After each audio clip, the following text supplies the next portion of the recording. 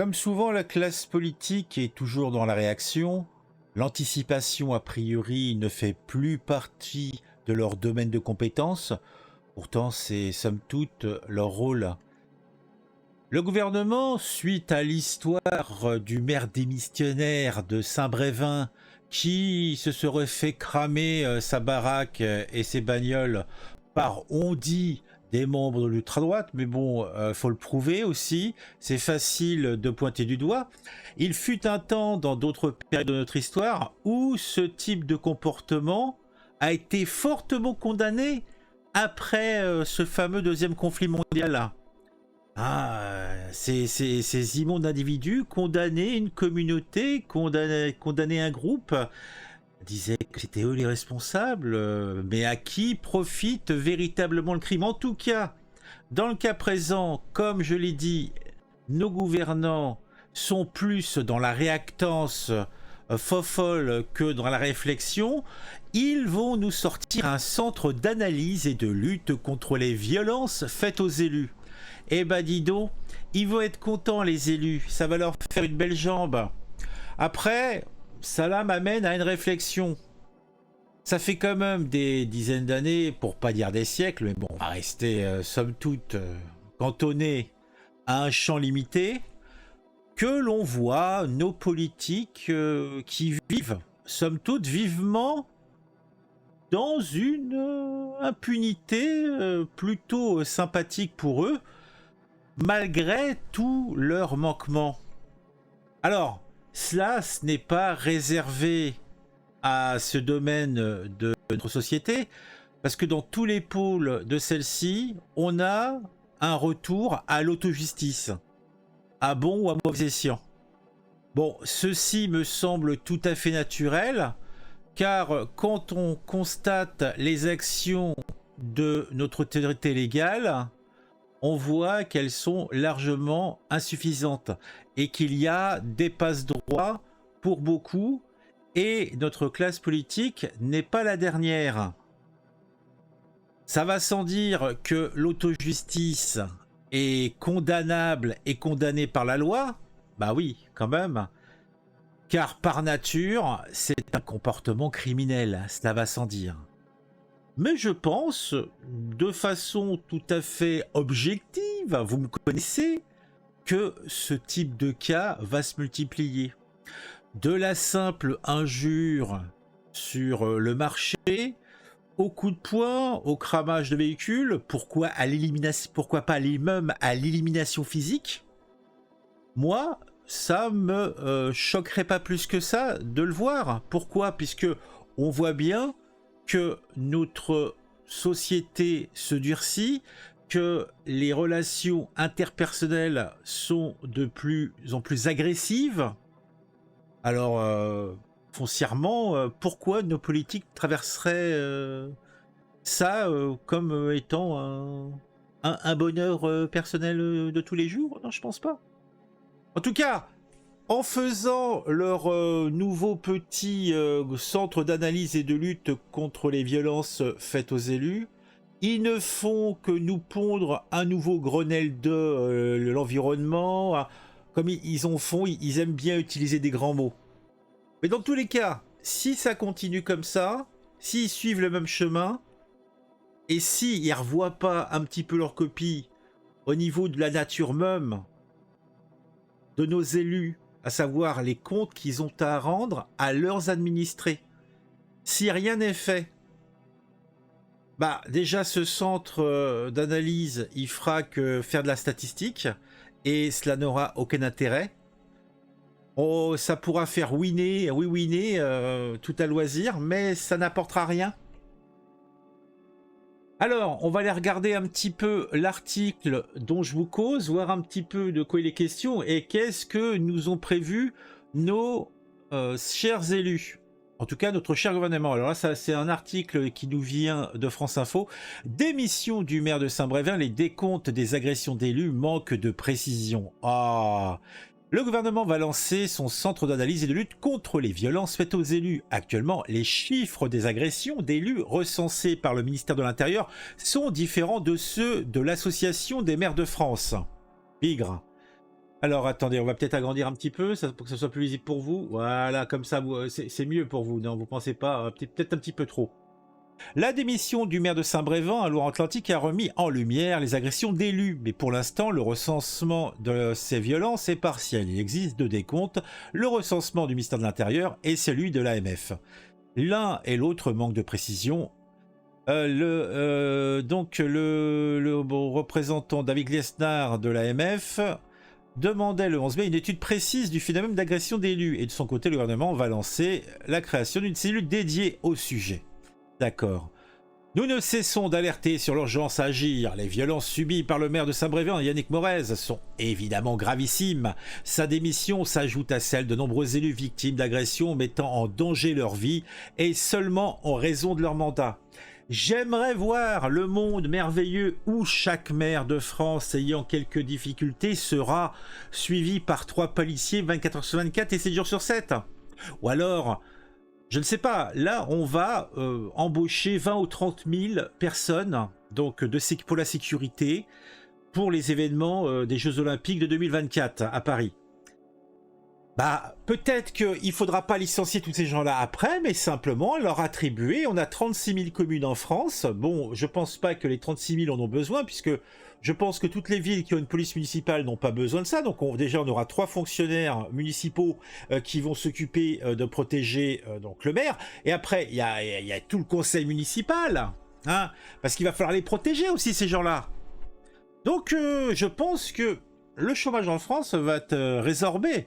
Mais après, il va falloir faire des enquêtes sur tous ces gens, puisque en fait, ils sont aussi des citoyens, ils sont aussi des habitants de ces villes, communes, etc. Donc, il va falloir encore plus sécuriser. Je pense que la meilleure solution, c'est le système chinois. Ça va sans dire. Et nos élus voteront tous en chœur quand il y en aura un ou deux qui se seront fait dessouder par un fou. De toute façon, le pire que vous pouvez imaginer arrivera, ça va sans dire, j'en suis intimement persuadé, puisque on est dans un monde de fous. Alors, qu'est-ce que le décompte qualitatif mais partiel de l'AMF? L'Association des maires de France utilise l'observatoire des agressions envers les élus. Par contre, les citoyens, on s'en fout un petit peu. Là, on parlait, je sais plus où j'ai lu ça, on parlait des bagnoles du maire de Saint-Brévin qui se sont fait cramer. Est-ce que on parle beaucoup et est-ce que les statistiques sont très claires pour les dizaines, centaines, milliers de propriétaires de véhicules qui se font cramer leurs caisses lors des événements un petit peu festifs, type Nouvel An, match de foot, etc. Non, je crois pas. Si, vous les voyez, ces statistiques, vous voyez des effets. Ah non, mais si c'est des élus, parce que les élus sont égalés aux autres, mais un petit peu plus égales. Donc, mettez de l'huile sur le feu, allez, allumez le but à gaz, laissez une flamèche à côté, et vous verrez ce qui va se passer. Il permet à chaque conseiller municipal adjoint au maire de témoigner précisément des atteintes qu'il subit, des atteintes physiques ou verbales. Cet observatoire a l'ambition de mener une étude qualitative avec une typologie des agressions, mais il est loin d'être exhaustif, puisque ce comptage est établi à partir d'articles de presse et de signalements des victimes. Il faut donc qu'elle pense à le faire. Selon le décompte de cet observatoire, les violences contre les élus municipaux étaient en hausse de 15% l'an dernier, avec environ 1500 agressions en 2022. Les chiffres du ministère de l'Intérieur sont différents, a priori, puisqu'ils sont censés être un peu plus complets. Ils s'appuient sur les remontées des préfectures, c'est-à-dire les mains courantes ou les plaintes déposées par les élus au commissariat et aux gendarmes. Et encore faut-il que les maires et autres aient 4 heures à perdre pour aller porter plainte. Déposées par les élus au commissariat et à la gendarmerie. Cela ne concerne pas que les élus municipaux, mais aussi tous les autres élus, comme les députés par exemple. D'après les derniers chiffres, les violences ont grimpé de 32% en 2022 avec 2265 plaintes ou signalements. Il s'agit principalement d'agressions verbales. T'es vilain toi! Tu m'insultes, je vais porter plainte! Bon, je pense que c'est un petit peu plus vert. On se souvient du fameux, alors c'était en quelle ville là, l'élu socialiste gay qui en 2 ans s'était fait menacer de mort, suivi jusqu'à chez lui, etc. Insulté. Ah, c'est chaud, hein. Donc des trucs comme ça, il y en a pas mal et beaucoup, mais je dirais que c'est ce qui se passe dans notre société. Pourquoi, dans quel monde merveilleux, déjà quand on voit le peu de respect qu'ont nos concitoyens pour, on va dire, un organisme comme la police, le peu de confiance que nous avons dans notre justice, l'absolue absence de viabilité de nos gouvernants, nos députés qui nous proposent un spectacle consternant, nos sénateurs qui sont toujours et à jamais à 2 doigts du tombeau. Franchement, qui rattrape le coup? Qui rattrape le coup? Non, c'est compliqué, hein. Et la violence, c'est partout. Elle est tapie, et la violence verbale, la violence physique. En quoi les élus échapperaient à cela? Mais pour moi, ils sont les premiers responsables de cette situation. Donc, oui, bah, faites office, hein, vous avez une justice, utilisez-la. Hein, mettez en place encore d'autres mesures répressives, ça ne vous sauvera pas, ça sauvera aucun d'entre vous. J'en suis intimement persuadé, là aussi. C'est dommage, mais bon, la société évolue et elle évolue dans un sens qui plaît à personne, il me semble. Mais au-delà de ces chiffres bruts, il n'y a pas d'études qualitatives. Aucune typologie des agressions n'est faite. On ignore quelles catégories d'élus sont visées et quelles sont les zones géographiques concernées. On ne sait rien non plus des réponses pénales. Bah oui, parce que ça pourrait être problématique, hein. Parce que si on commence à avoir des statistiques, on peut aussi déterminer le type de personnes qui sont des agresseurs. Et après, ça pourrait ne pas convenir à la petite chanson que l'on entend régulièrement. Mais bon, hein, ça c'est moi qui affabule, hein, c'est moi qui affabule, j'en doute pas un seul instant. On ne sait rien non plus des réponses pénales alors que l'AMF déplore le nombre de plaintes classées sans suite.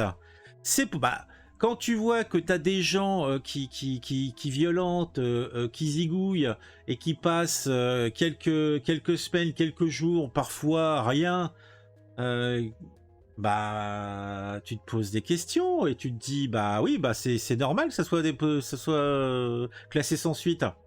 Après, on parle même pas de l'histoire du mec qui se fait cambrioler, qui bloque le gamin, et sans menace physique, sans utilisation de son physique, de la force, garde le gars un quart d'heure avant l'arrivée de la maréchaussée.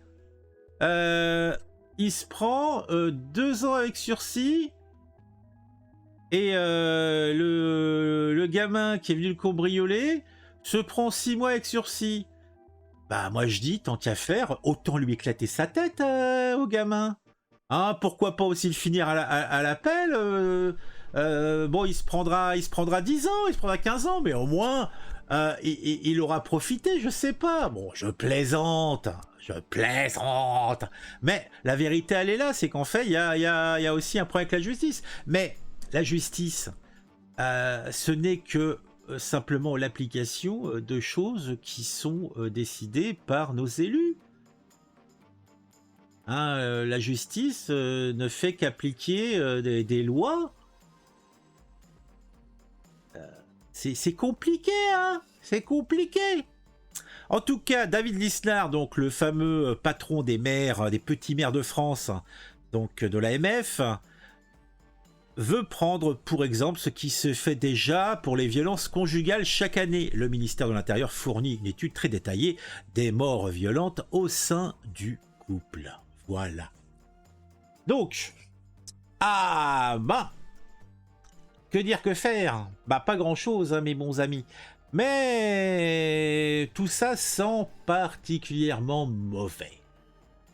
Et le cas du maire de Saint-Brévin, pour moi, est un mauvais exemple dans le cadre où c'est sur un cas un petit peu atypique. Mais par contre, ce qui est vrai, c'est que le mec, on lui impose un centre de je sais pas quoi là, de migrants.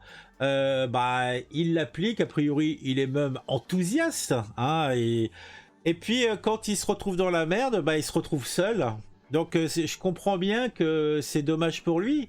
Mais bon, là encore, là, ils nous font des centres de machin, des trucs, mais il n'y a rien qui se passe, quoi. Mais c'est inhérent à notre société. Tout est comme ça. Tout est comme ça. C'est triste à dire, mais le mec, il est pourtant bien placé pour savoir que il va être seul. Bon, on se quitte. Si vous avez apprécié cette vidéo, bah, vous mettez un j'aime, hein, ça va de soi, les petits amis. Vous mettez un love, j'aime. Vous mettez un commentaire pour le référencement, pour interagir avec moi, pour me dire ce que vous pensez de cette histoire-là. Parce que je pense que c'est quand même édifiant et consternant. Je vous ai fait 4 minutes où je déblatère au début. Hein. Dites-moi ce que vous en pensez, puisque ça, on va dire, c'est somme toute la partie où je crache un petit peu mon venin et je dis ma pensée profonde de tout cela. Si vous ne l'êtes pas encore, abonnez-vous. Hein. J'aimerais bien qu'on avance un petit peu, parce que là, je fais 40, 45, 48. Ah, puis je redescends à 40. Ça, j'aimerais bien passer le cap de la cinquantaine, là, et y rester, Vindiou. Ah, c'est triste comme un jour sans pain. Sinon, quoi d'autre? Bah, pas grand-chose, on met un petit jingle, et puis c'est fini, et puis c'est parti.